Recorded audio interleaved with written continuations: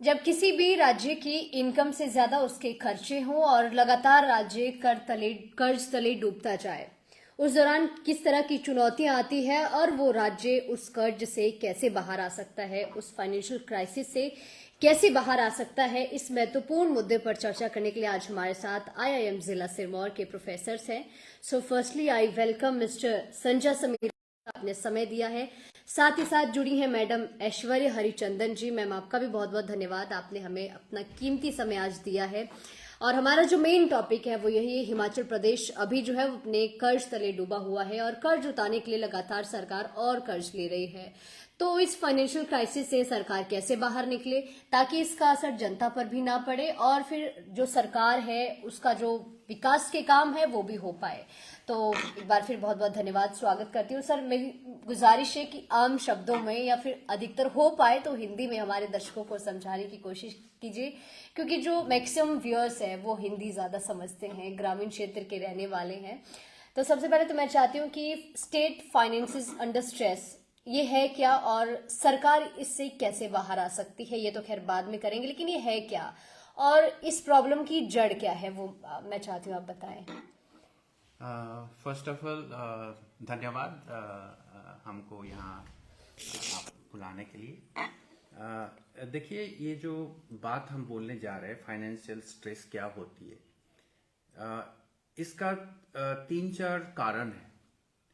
एक कारण हम हो सकता है कि जो भी हमारा इकोनॉमिक टर्म्स में होता है, ये एक रेवेन्यू डेफिसिट एक होता है। रेवेन्यू डेफिसिट क्या होता है?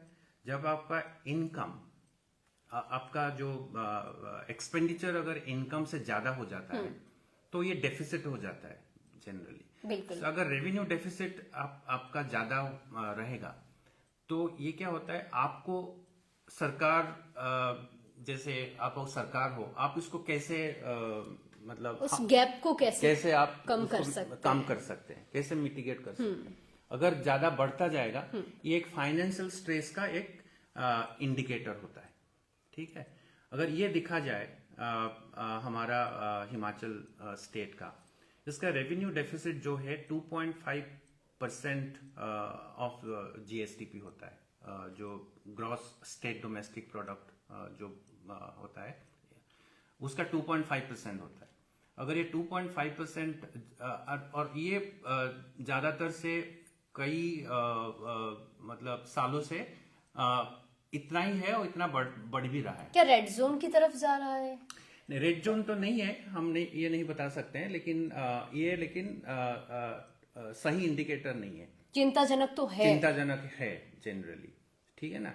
तो इसलिए रेवेन्यू डेफिसिट अगर बढ़ेगा तो गवर्नमेंट कैसे इसको उस गैप को कैसे कम करेगा, राइट।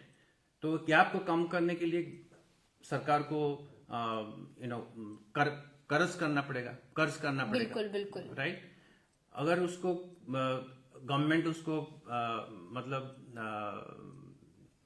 क्या बोलते हैं, जो आप किसी से उधार लेगा, तो अगर उधार लेगा मतलब गवर्नमेंट तो कर्जा में डूबेगा, इसलिए उसको कम करना चाहिए। ठीक है, और कम करेंगे ये कैसे? फाइनेंशियल स्ट्रेस का इंडिकेटर होता है, ठीक है ना। रेवेन्यू डेफिसिट को कम करना चाहिए गवर्नमेंट को। ये मेरा पहला ये मैम, indicator अभी है। जिस सिचुएशन में हिमाचल गवर्नमेंट है, अभी गवर्नमेंट को क्या करना चाहिए ताकि ज्यादा नहीं थोड़ी तो सिचुएशन बैलेंस हो सके, थोड़ी बहुत ठीक हो सके स्थिति? अभी क्या करना चाहिए गवर्नमेंट को?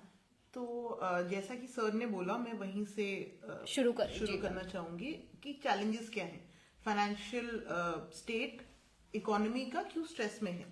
तो सर ने बताया कि रेवेन्यू डेफिसिट हमारा हाई है। क्योंकि हमारा रेवेन्यू डेफिसिट हाई है तो हम जितना हमारे पास रेवेन्यू है उससे ज्यादा हमारा एक्सपेंडिचर है। वो क्यों है? क्योंकि हमारा कमिटेड एक्सपेंडिचर जो सैलरीज है, पेंशन है और इंटरेस्ट पेमेंट है वो हाई है। उसको सर्विस करने के लिए हम क्या कर रहे हैं? हम कर्जा ले रहे हैं। तो कर्जा जो है हमारा, debt to GSDP ratio Himachal Pradesh का amongst the top states of India है, मतलब काफी ज्यादा है, जो 42.8%, मोर देन 42%, जो काफी ज्यादा माना जाता है। तो इसके चलते क्या हो रहा है, क्योंकि हमारे जितने रिसोर्सेज हैं वो हम रेवेन्यू एक्सपेंडिचर में डाल रहे हैं तो हम कैपिटल एक्सपेंडिचर जैसे रोड बनाना या इंफ्रास्ट्रक्चर में डालना, एजुकेशन में डालना, हेल्थ में डालना, उसमें नहीं कर पा रहे। तो ये सारी चीजें कलेक्टिवली स्टेट का जो फाइनेंशियल सिचुएशन है उसको स्ट्रेस में डाल रही है। अब जो आपने पूछा स्टेट क्या कर सकती है, तो स्टेट के पास जैसे हमने बोला कि रेवेन्यू से ज्यादा एक्सपेंडिचर है। वन थिंग इज हम रेवेन्यू बढ़ा सकते हैं, दूसरा एक्सपेंडिचर कम कर सकते हैं। ये बढ़ाएंगे, वो कम करेंगे तो हमारा रेवेन्यू डेफिसिट कम होगा। तो हम रेवेन्यू कैसे बढ़ा सकते हैं? पहली बात कि हम नॉन टैक्स रेवेन्यूज बढ़ाएं। नॉन टैक्स रेवेन्यू मतलब जो हमें टैक्स की तरफ से नहीं मिल रहा है, जैसे कि यूजर चार्जेस, या जैसे मैं किसी टूरिस्ट प्लेस विजिट करने जा रही हूँ मनाली, वहां पे एक पर्टिकुलर जगह विजिट करने के लिए मेरे से कुछ फीस लिए जा रहे हैं, है ना, वो चीजें बढ़ाई जा सकती है, पेनल्टीज बढ़ाई जा सकती है, उससे हमारा रेवेन्यू बढ़ सकता है। दूसरी चीज, हम अपना टैक्स रेवेन्यू भी बढ़ा सकते हैं।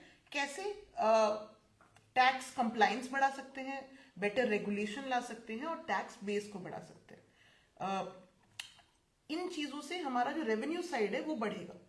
तीसरी चीज जो है जहां से गवर्नमेंट को रेवेन्यू आता है वो सेंट्रल गवर्नमेंट से होता है। तो सेंट्रल गवर्नमेंट से क्या रेवेन्यू आता है? एक तो जो टोटल टैक्स सेंट्रल गवर्नमेंट को मिलता है उसका एक पोर्शन हर एक स्टेट को जाता है, जो हमारा फाइनेंस कमीशन है वो रेकमेंड करता है, जो 41% है। तो हिमाचल को एक पोर्शन उससे मिलता है। दूसरा ये है कि कुछ भी स्कीम रन करनी है, जैसे सेंट्रली स्पॉन्सर्ड स्कीम होती है, आपने एमजी नरेगा के बारे में सुना होगा, तो उसको रन करने के लिए सेंट्रल गवर्नमेंट स्टेट को पैसे देती है, वहां से हमारे पास रेवेन्यू आता है। और तीसरा जो होता है, जो फाइनेंस कमीशन ग्रांट्स होते हैं जी, तो इन तीनों से रेवेन्यू आता है। तो इसको भी टू एन एक्सटेंट, मतलब ये स्टेट के हाथ में नहीं होता है, but this is another source of revenue. तो ये तीन चीजें हैं।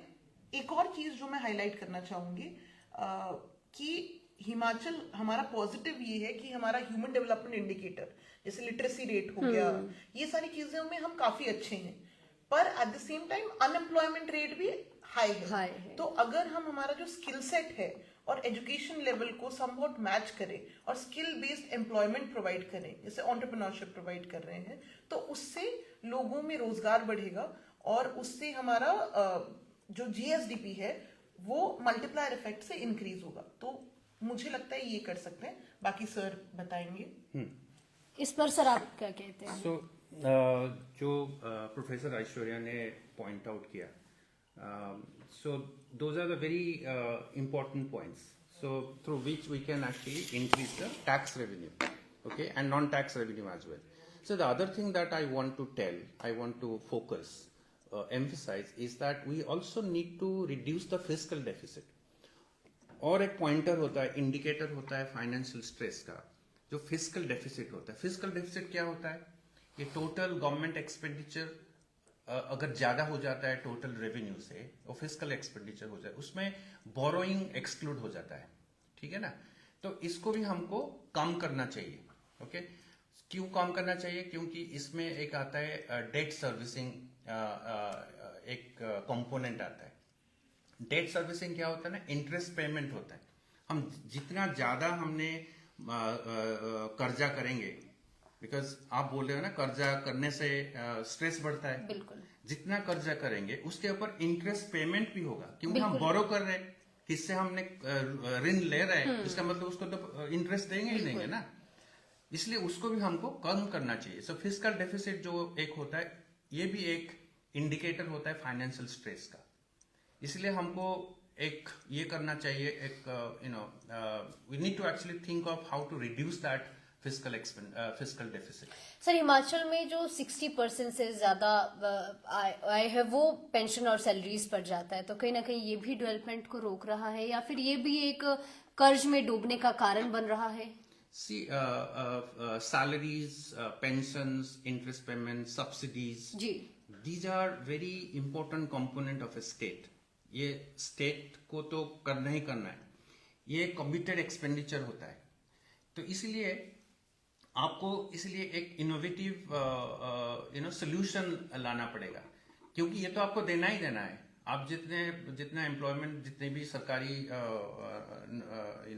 जॉब से, उनको तो आप तो देना ही देना है, सैलरीज देना ही देना है। अगर 60% आप दे रहे हैं और आपका रिसोर्सेस आप जनरेट नहीं कर रहे हैं, ऑब्वियसली क्या होगा ना, आप ऋण में डूबेंगे। इसलिए आपको सोचना है कि कैसे हमको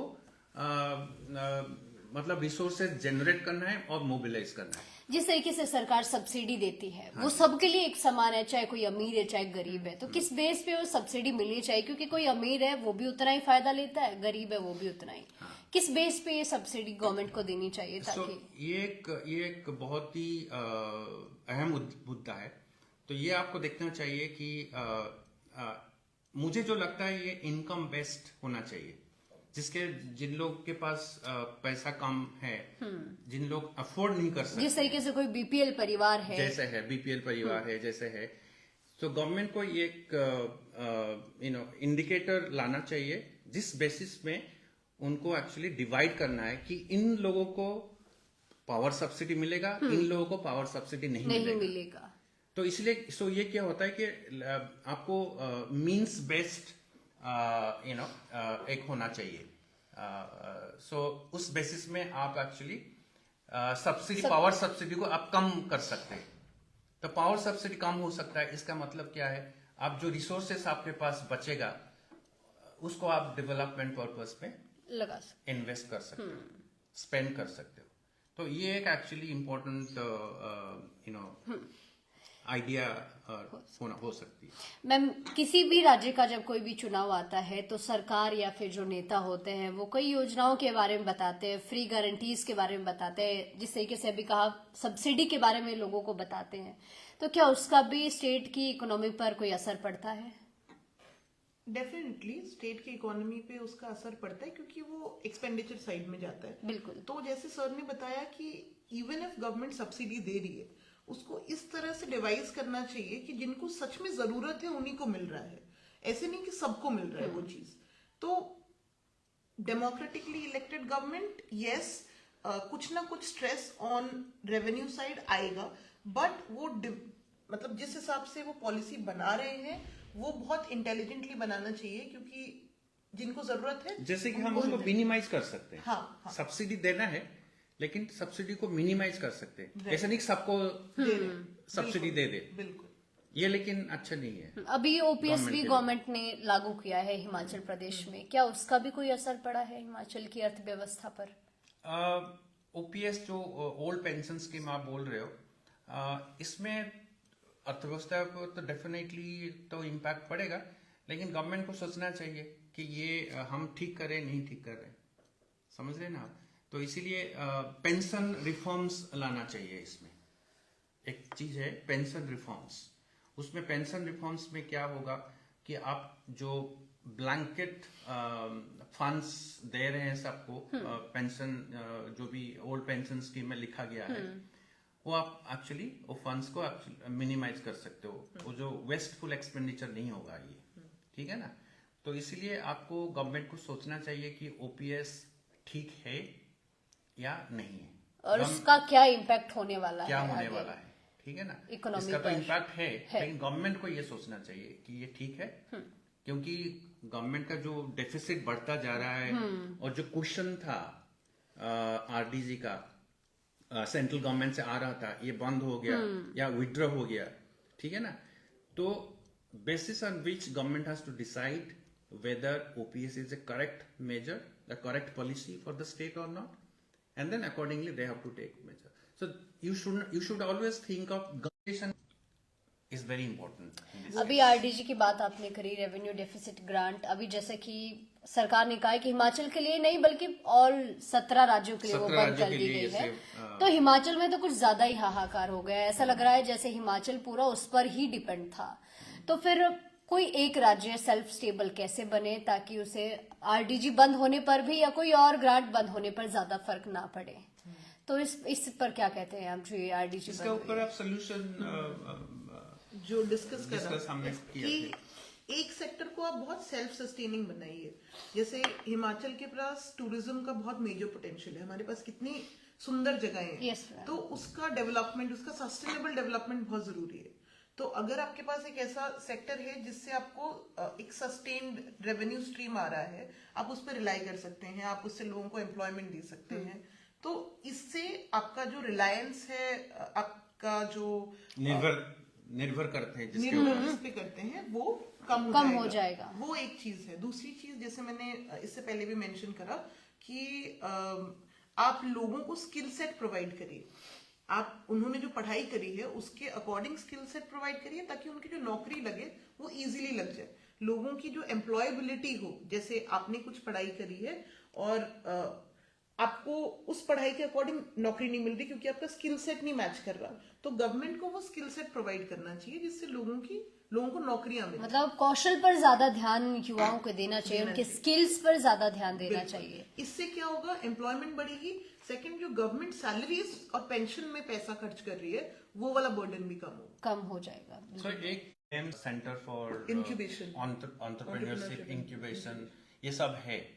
अगर जो यंग तो उन लोगों को यहाँ पे ट्रेनिंग भी दे सकते हैं। मैनेजमेंट इंस्टीट्यूट में वो सब स्किल सेट उनको मिल सकता है, ठीक है ना। लेकिन उनको पहले एक फाउंडेशन देना चाहिए, वो गवर्नमेंट का रिस्पॉन्सिबिलिटी, ठीक है ना।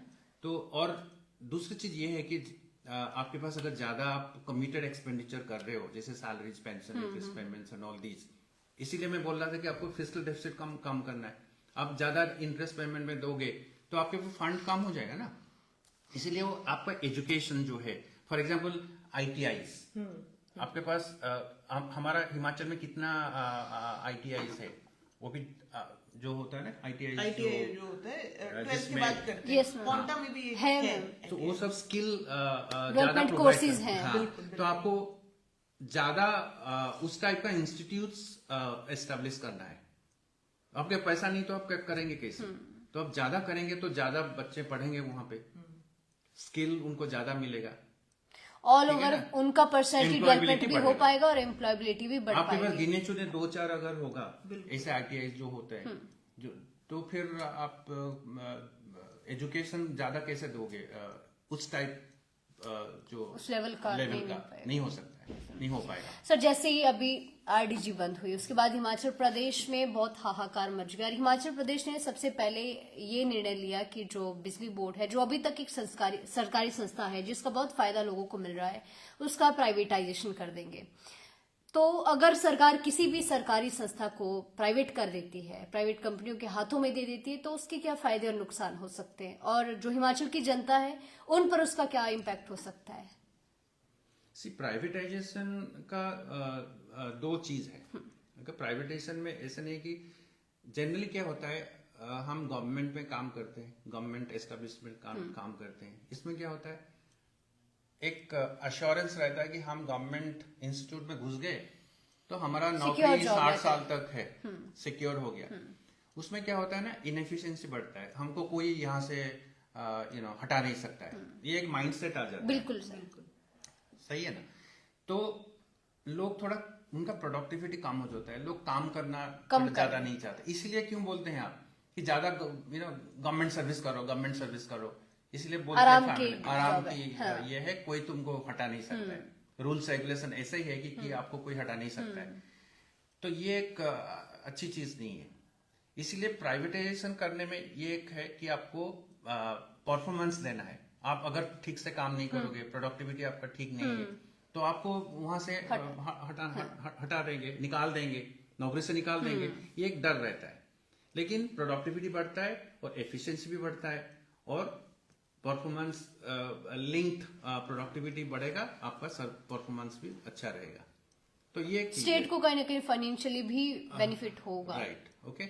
और दूसरी चीज ये है कि अगर आप उसको प्राइवेटाइज करोगे, ये जितना वेस्ट होता है, फॉर एग्जांपल पावर में, इलेक्ट्रिसिटी में, बहुत कुछ ऐसे होता है कि लोग चोरी करते हैं, बिजली चोरी बहुत आम है ये। हाँ, ये सब वेरी नॉर्मल थिंग, राइट। उसको रोक सकते हैं। अगर हम उसको रोकेंगे तो आपको जो इलेक्ट्रिसिटी के लिए आप पैसा भरते हैं, बिजली का बिल भरते हैं, वो भी कम हो जाएगा। तो आपको ये मेजर लेना है कि सब्सिडी सबको नहीं देना है, जिन लोग सक्षम हैं, ओके, उनको हमने सब्सिडी नहीं देंगे, और उन लोग से पैसा हम अभी अदा कर सकते हैं। सर दूसरी तरफ ये भी है ना, अगर निजी कंपनियों के हाथों में बिजली बोर्ड चला जाता है तो फिर वो अपने हिसाब से बिजली के दाम तय करेंगे और उसमें आम व्यक्ति को कहीं ना कहीं घाटा हो सकता है। इसमें गवर्नमेंट का भी रोल है। ऐसा नहीं कि हम पूरा उनको आजादी दे दे, आप जो भी करें। रेगुलेशन भी लाना चाहिए। गवर्नमेंट को भी देखना चाहिए कितना गवर्नमेंट के साथ उनका कॉन्ट्रैक्ट होना चाहिए, कितना हमने क्या उसका पैसा हम निर्धारित कर सकते हैं, मैक्सिमम कितना हो सकता है। Regulation important. So regulation is very important here. You have to regulate. Government is not there to give all freedom to them to decide whatever they want. No, that's not correct. So government also bring some kind of regulatory framework basis on which the price can be decided. And again, the government also has to decide who should be given subsidy and who should not be given subsidy. That is very important. ये government कैसे combine करके एक नियम आप policy बना सकते हैं। इसमें गवर्नमेंट को मैम और क्या करना चाहिए? इसमें एक स्ट्रक्चरल रिफॉर्म आएगा कि जो भी सर ने जैसे बताया वेस्ट बिजली का वेस्टेज हो रहा है वो रुकेगा। गरीबों का अगर हम इमीडिएटली प्राइवेट फर्म के हाथ में दे देते हैं तो हाँ कहीं ना कहीं नुकसान हो सकता है, बट अगर गवर्नमेंट रेगुलेट कर रही है कि आप मैक्सिमम कितना चार्ज कर सकते हो तो कोई नुकसान नहीं है। सेकेंड चीज, अगर गवर्नमेंट ये बोलती है कि जिनको जरूरत है, जैसे एलपीजी सिलेंडर में होता है, आप इलेक्ट्रिसिटी बिल पे कर दीजिए, उसके बाद गवर्नमेंट आपके बैंक अकाउंट में उतना पैसा दे देगी। तो उस केस में जिनको जरूरत है इनकम लेवल के हिसाब से बीपीएल कार्ड होल्डर्स हैं, उनको कोई प्रॉब्लम नहीं होगी, एनीवेज उनको सब्सिडी मिल रही है। और जो लोग सक्षम है उनको बिजली का बिल पे करना पड़ेगा। तो इन टोटलिटी वो एक अच्छा रिफॉर्म होगा स्टेट के लिए, प्रोवाइडेड गवर्नमेंट उसमें रेगुलेशन और सब्सिडी मेंटेन करके रखे। लेकिन हिमाचल प्रदेश में जो बिजली बोर्ड के कर्मचारी एम्प्लॉयज हैं वो इसका विरोध कर रहे हैं। तो ऐसा क्यों है कि उनको क्या नुकसान है कि वो विरोध कर रहे हैं? उनकी नौकरी चली जाएगी ना, उनकी नौकरी जाएगी, क्योंकि ऑब्वियसली ऐसे बीच में से नहीं। सैलरीज फिर वो कंपनियां तय करेगी। बिल्कुल बिल्कुल। टाइमिंग वो कंपनियां तय करेगी। जैसे कि मैंने आपको बताया, ये गवर्नमेंट का था, काम करो नहीं करो कोई फर्क नहीं पड़ता। अगर प्राइवेट में जाएगा, एक तो उनका नौकरी के ऊपर कुछ प्रभाव पड़ेगा। अगर आप काम नहीं करोगे, आपका एक हैबिट हो गया कि आप काम नहीं करेंगे। बिल्कुल, समझ रहे ना। अब आप प्राइवेट के अंडर आ जाएंगे तो क्या होगा, आपको तो काम करना ही पड़ेगा। कहीं ना कहीं इनसिक्योरिटी तो रहेगी, इनसिक्योरिटी रहेगा। ये तो नेचुरल है। वो उन लोगों ने धरना देंगे और स्ट्राइक करेंगे, डेमोन्स्ट्रेशन करेंगे, ये सब करेंगे। Yes sir. लेकिन उसको तो फिर कुछ ना कुछ तो जो भी आप पॉलिसी लाएंगे ना, वो कोई ना कोई उसके ऊपर प्रभावित होगा। बिल्कुल। लेकिन गवर्नमेंट को ऑल्सो डिसाइड करना है कि ये सही है नहीं सही है। तो इंटरेस्ट ग्रुप होंगे, उनको तो डेफिनेटली उन लोगों ने प्रभावित होंगे। उसको कैसे हमने फिर मिटिगेट करेंगे, कैसे उनको समझाएंगे, ये गवर्नमेंट का रिस्पॉन्सिबिलिटी। सर हिमाचल एक पहाड़ी राज्य है, यहाँ पर जैसे अभी देखा बरसात में बहुत ज्यादा डिजास्टर आता है, तो जो नेचुरल डिजास्टर है क्या उसका भी इकोनॉमी पर कोई इम्पैक्ट होता है या कोई नुकसान, वो कैसे? हाँ, जैसे मैंने आपको बताया अभी कि आपका जो आरडीजी बंद हो गया, ठीक है ना। तो जैसे ये नेचुरल कैलामिटी है, डेफिनेटली हर साल आपका बाढ़ आती है और लैंडस्लाइड होती है, ये सब चीज होती है। गवर्नमेंट को एक करना चाहिए, एक निगोशिएशन करना चाहिए सेंटर के साथ, क्योंकि ये एक permanent kind of natural calamity है हिमाचल जैसे स्टेट के लिए। तो उसको तो नेचुरल कैलामिटी को तो हम बंद नहीं कर सकते। Yes sir. इसलिए उसको मिटिगेट करने के लिए उसको सोल्यूशन क्या हो सकता है, गवर्नमेंट को निगोशिएट करना चाहिए फेडरल गवर्नमेंट के साथ कि अगर हमारा कैलामिटी हो रहा है तो कैलामिटी लिंक्ड फंड हमको दे दीजिएगा, जैसे कि हम उनको डील कर सकते हैं। हर साल ये है। ऑल्सो गवर्नमेंट को भी देखना चाहिए कि सम मेजर्स लेना चाहिए, जैसे कि लैंडस्लाइड हो रहा है उसको कैसे हम रोक सके, ये सब चीज करना चाहिए। मुझे लगता है कि एक निगोशिएशन होना चाहिए गवर्नमेंट का सेंट्रल गवर्नमेंट के साथ, सो दैट कि अगर कैलामिटी आता है तो कैलामिटी को कैसे हम डील करेंगे, फंड्स कैसे आप कितना गवर्नमेंट दे सकता है, ये निगोशिएशन होना चाहिए। हिमाचल में कौन से ऐसे सेक्टर्स हो सकते हैं जिसमें सरकार अभी से ही, वैसे तो अभी बहुत देर हो चुकी है, लगभग 99,000 करोड़ कर्ज तले हिमाचल है, लेकिन किन सेक्टर्स पर अभी स्टेट को फोकस करना चाहिए ताकि कहीं ना कहीं रेवेन्यू बढ़ सके? मेरे ख्याल से जैसे टूरिज्म है या फिर मेरे हाइड्रो ख्याल से, पावर या हाँ, फिर मेरे कुछ ख्याल और? से बोल रहा हूँ, ये tourism is the main driver of economic growth. Yes. तो ये एक हो सकता है सेक्टर। इसमें आपको बहुत कुछ रिफॉर्म आना चाहिए, बहुत कुछ मेजर्स लेना चाहिए, जैसे कि प्रोफेसर ऐश्वर्या ने अभी बताया कि टूरिज्म में आपको ये यूजर फीस लाना है। लेकिन उस पे पहले सरकार को काम तो करना पड़ेगा ना, कोई भी टूरिस्ट प्लेस है उसको डेवलप करना डेवलप पड़ेगा, करना अच्छा है, करना ये पड़ेगा तो पहले करना ही government को। करना है, बिल्कुल करना ही करना है, ये तो करना ही है उनका। तभी तो टूरिस्ट विजिट करेंगे। हाँ, तो इसलिए उनके लिए इंफ्रास्ट्रक्चर, रोड, इसीलिए हम बोल रहे थे कि इसके ऊपर आपको ज्यादा एम्फोसिस देना है। अगर रोड अच्छा नहीं होगा तो टूरिस्ट आएंगे कैसे, जाएंगे कैसे उस यस तरफ? सर। उसको एक्सप्लोर करना है, कहाँ कहाँ टूरिस्ट स्पॉट्स स्पॉट्स है, यस सर। उसको आपको पहले एक्सप्लोर करना है, और उसको अप्रोच करने के लिए अच्छा सा इंफ्रास्ट्रक्चर बने, रोड्स बनाइएगा। ये रोड्स बनाना है, कैपिटल एक्सपेंडिचर बहुत उसमें जाएगा। Yes. आप कहाँ से पैसा लाएंगे? आप अगर ऐसे सैलरीज, पेंशन, इंटरेस्ट पेमेंट्स में, सब्सिडी में सब पैसा दे देंगे, आपके पास पैसा तो है ही नहीं, तो आप कहाँ से Development पैसा तो हो लाएंगे? ही नहीं डेवलपमेंट पाएगा। नहीं हो पाएगा। ये एक्चुअली ये लॉन्ग टर्म विजन होता है। Yes sir.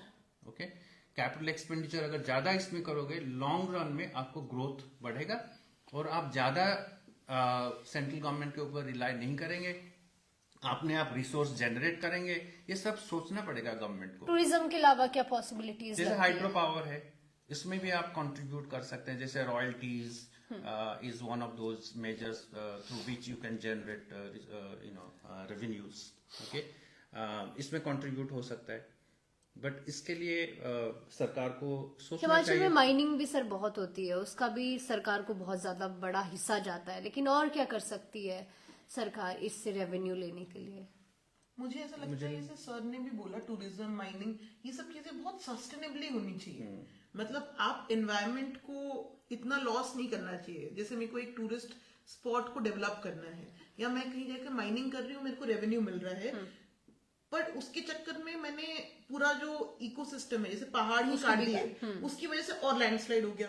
तो वो सारी चीजें देख समझ के करनी चाहिए। ऐसा नहीं है कि अगर आप डेवलपमेंट कर रहे हैं, आप क्लाइमेट को नुकसान पहुंचा रहे Not at the हैं। cost एक of बैलेंस, मैम वो बैलेंस कैसे बना सकते हैं? क्योंकि जैसे अभी मैं एक छोटा सा एग्जांपल दूंगी, पाउंटा से शिलाई नेशनल हाईवे बना, नेशनल हाईवे तो बना, बट सबसे ज्यादा खुश होते हैं लोग अगर सड़क बनती है, लेकिन वो एक ऐसी सड़क है जिसमें लोगों ने बहुत प्रोटेस्ट किया, बहुत विरोध किया, क्योंकि नुकसान बहुत हुआ। लोगों के जो खेत थे, खलियान थे, घर थे, या फिर लैंडस्लाइड्स बहुत ज्यादा हुए, तो वो चीजें कैसे बैलेंस करें? नेशनल हाईवे ने तो बना दिया, अथॉरिटी ने वहां बना दिया, लेकिन नुकसान बहुत हुआ है, तो फिर उसको कैसे बैलेंस करें ताकि रोड भी मिल जाए और एनवायरमेंट को या फिर लोगों जो रेजिडेंशियल एरियाज है उसमें भी ज्यादा इम्पैक्ट ना हो?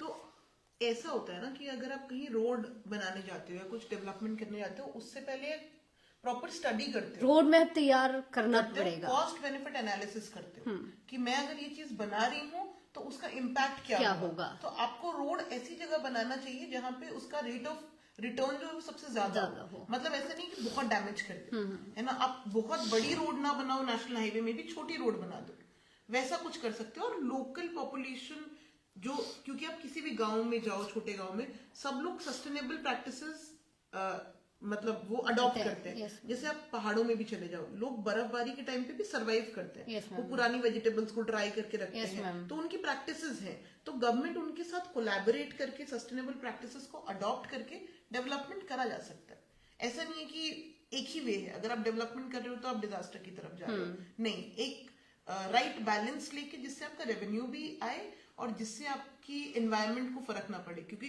क्लाइमेट चेंज के चलते अब जो साल आ रहे हैं उसमें डेफिनेटली लैंडस्लाइड, फ्लड, मैम ये देखा गया है जहां पर भी कोई डेवलपमेंट हुआ है वहीं पर ही ज्यादा लैंडस्लाइड्स हुए हैं। हिमाचल में ऐसा देखा भी गया है, क्योंकि हिमाचल जो है ना वो हिमालयाज का जो फुटहिल है, शिवालिक्स, वहां पे आता है, जहां पे, और हिमालय एक बहुत यंग माउंटेन है, जो सॉइल है ना वो लूज है, तो आप उसको काटोगे तो लैंडस्लाइड होगा। तो वो सब चीजें अच्छे से स्टडी करने के बाद कि कहाँ हमें डेवलपमेंट करना चाहिए, किससे नुकसान नहीं होगा, वो करना चाहिए। मुझे लगता है कहीं ना कहीं रेगुलेशन का कमी है। जैसे आपने अलाउ कर दिया घर बनाने के लिए, होटल्स बनाने के लिए, कुछ तो इंटरेस्ट ग्रुप मतलब काम करता है इसमें, तो उसको आप थरोली स्टडी करना चाहिए। सी, एक चीज होता है, बैलेंस करना बहुत डिफिकल्ट होता है। कुछ ना कुछ तो आपको लॉस सहना पड़ता है। Yes, yes. Balancing is very difficult. Want to have something, you have to lose something. ये तो होता ही Yes, होता है, sir. ठीक है ना। लेकिन कितना हद तक हमने बैलेंस कर सकते हैं, दैट इज वो कोशिश करनी कोशिश चाहिए। करना चाहिए। एंड गवर्नमेंट को भी ये एक, जैसे प्रोफेसर ऐश्वर्या ने बताया आपको, स्टडी अच्छा होना चाहिए, कहाँ पे ये डेवलपमेंट होना है, राइट। गस तो कटेगा ही कटेगा, Yes. पेड़ तो कटेगा Yes, ही sir. कटेगा, नहीं, लेकिन कितना पेड़ कटेगा, कम से कम कैसे से कट क्यों ना सकते हैं, कट वो सकती रोड है। मैप बनाना ये आपको चाहिए। रोड मैप बनाना चाहिए। और जैसे आप बोल रहे हो, कुछ जमीन जैसे लोगों का लिया गया, Yes, sir. उसको फुल कंपेंसेशन ठीक से देना चाहिए। कंपनसेशन भी नहीं मिला है सर। हाँ, ये सब ये तो गवर्नमेंट को पहले से ये सरकार सब का, चीजें तय हाँ, करनी चाहिए। तय करना चाहिए। क्या कुछ पॉलिटिकल डिसीजंस भी फाइनेंशियल क्राइसिस के रीजंस हो सकते हैं? ये तो थोड़ा डिफिकल्ट क्वेश्चन है हमारे लिए, बट किसी भी राज्य के लिए sir, not only Himachal Pradesh. Politics और इकोनॉमिक डेवलपमेंट, ये दोनों साथ साथ चलता है, समझ रहे ना आप। तो हो भी सकता है ऐसे कुछ पॉलिटिकल डिसीजन जो भी डिटरमिन करता है डेवलपमेंट के लिए। सर, हिमाचल प्रदेश के जो अधिकतर यंगस्टर्स हैं, उनका ये माइंडसेट रहता है कि हमें सरकारी नौकरी अधिक से अधिक चाहिए। अभी भी कोई भी आप लाइब्रेरी, कोचिंग सेंटर्स में देखेंगे स्टूडेंट्स, वो सिर्फ यही कहते हैं पुलिस, आर्मी, इसी की तैयारी करते हैं। तो हिमाचल प्रदेश ऐसा क्या करें कि बच्चों को जो सेल्फ स्टैंड बन सके, जैसे स्टार्टअप योजना है कोई, उस पर ज्यादा ध्यान दे सके? क्योंकि अगर सरकारी नौकरी मैक्सिमम को मिलती है तो वही सरकार के ऊपर तो बोझ बढ़ेगा ही ना। तो सरकार क्या करे? तो जैसे प्रोफेसर ने बताया, अभी स्टार्टअप प्रोग्राम बनाना चाहिए, एंटरप्रेन्योरशिप करना चाहिए, पढ़ाना चाहिए उनको सिखाना चाहिए कि government service is not everything. तो you can also earn money being self sufficient in terms of you can be self-employed and you can always be fine. अगले 10 सालों में आप हिमाचल का क्या भविष्य देखते हैं, अगर यही हालत रही, अगर नहीं सुधार पाए? हाँ, तो अगर यही हालत रहेगा तो फिर डिफिकल्ट है। Growth definitely will not. किन किन चीजों पर प्रभाव पड़ सकता है? जैसे अगर लॉन्ग टर्म ग्रोथ अगर देखेंगे आप, जैसे अगर आप सेंट्रल गवर्नमेंट के ऊपर रिलाई करते रहेंगे तो ग्रोथ कहाँ से आएगा? फिर एक्सपेंडिचर सही से कमिटेड एक्सपेंडिचर बढ़ता जाएगा और पेंशन, सैलरीज, इंटरेस्ट पेमेंट्स तो बढ़ता जाएगा ना। तो आपका क्या ग्रोथ होना थोड़ा डिफिकल्ट मुझे लगता है कि अगर ऐसे ट्रेंड रहेगा तो लॉन्ग टर्म ग्रोथ के ऊपर थोड़ा प्रभावित। मैम, सेम क्वेश्चन आपसे, हिमाचल का भविष्य आप कहाँ देखते हैं अगले 10 सालों में? अगर यही सिचुएशन रही, अगर हिमाचल अभी भी नहीं संभला तो? नहीं तो फिर जैसे सर ने मेंशन किया, तो स्थिति जो होगी वो बहुत ब्राइट नहीं होगी, बहुत अच्छी नहीं होगी, क्योंकि आप उस लूप में फंस जाएंगे। आप डेफिसिट को, जो आपका रेवेन्यू जो आ रहा है और जो आप वो जो खर्च कर गैप रहे हो, है, उसको मीट करने के लिए आप ज्यादा कर्ज लोगे, ज्यादा कर्ज आएगा, फिर आप क्योंकि इंटरेस्ट पेमेंट करना है, Yes, ma'am. फिर आपका वो डेफिसिट बढ़ेगा, फिर आप कर्ज लोगे, तो एक साइकिल, विशियस सर्कल हो जाता है। बिल्कुल। ये विशियस सर्कल में आप फंस जाओगे फिर। इसलिए आपको अभी से, ये तो I think it is too late, I guess, अभी से आई थिंक हमको सोचना चाहिए कि कैसे ये हम मिटिगेट कर सकते हैं, इसको कम कर सकते हैं, so that the developmental expenditure will grow, capital expenditure and growth on infrastructure, road, education, health. अभी all of कौन these से are very quick important. Decisions है जो सरकार को लेनी चाहिए? कोई भी 2 या 3? Definitely infrastructure is the important one, education and health.